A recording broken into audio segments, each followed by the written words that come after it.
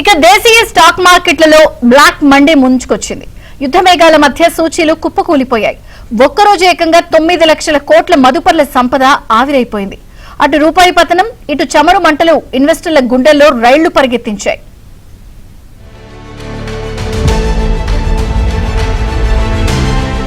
పశ్చిమాసియాలో ముదురుతున్న యుద్ధ మేఘాలు దేశీయ స్టాక్ మార్కెట్స్ ను అతలాకుతలం చేశాయి. ఇరాన్ పై అమెరికా దాడులకు సిద్ధమవడం, హుతీ రెబెల్స్ రంగంలోకి దిగడంతో ఇన్వెస్టర్లు బెంబేలెత్తిపోయారు. ఫలితంగా సెన్సెక్స్ 1600 పాయింట్లకు పైగా పతనమవగా నిఫ్టీ 450 పాయింట్లు నష్టపోయింది. ఆర్థిక సంవత్సరం చివరి రోజున మార్కెట్లు ఇలా భారీ నష్టాల్లో ముగియడం మదుపర్లను కోలుకోలేని దెబ్బతీసింది.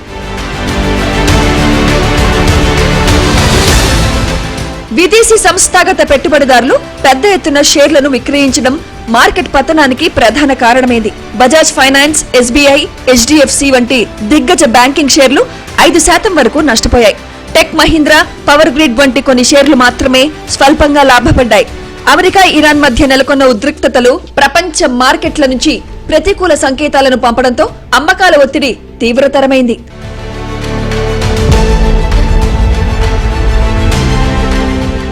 అంతర్జాతీయ మార్కెట్లలో బ్రెంట్ క్రూడ్ ధర బ్యారెల్ కు $115లకు చేరడంతో ద్రవ్యోల్బణ భయాలు పెరిగాయి.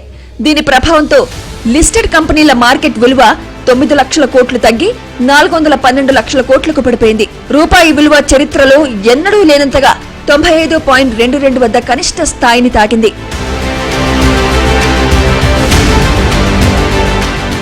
అటు బంగారం, వెండి ధరలు కూడా తీవ్ర ఒడిదుడుకులకు లోనవుతూ ఇన్వెస్టర్ల సెంటిమెంట్ ను దెబ్బతీశాయి. 24 క్యారెట్స్ 10 గ్రాముల బంగారం ధర 1,51,000కు చేరగా కిలో వెండి ధర 2,55,000 పలుకుతోంది. భౌగోళిక రాజకీయ ఉద్రిక్తతలు సద్దుమణిగితే తప్ప మార్కెట్లు కోలుకునే అవకాశం లేదని విశ్లేషకులు భావిస్తున్నారు.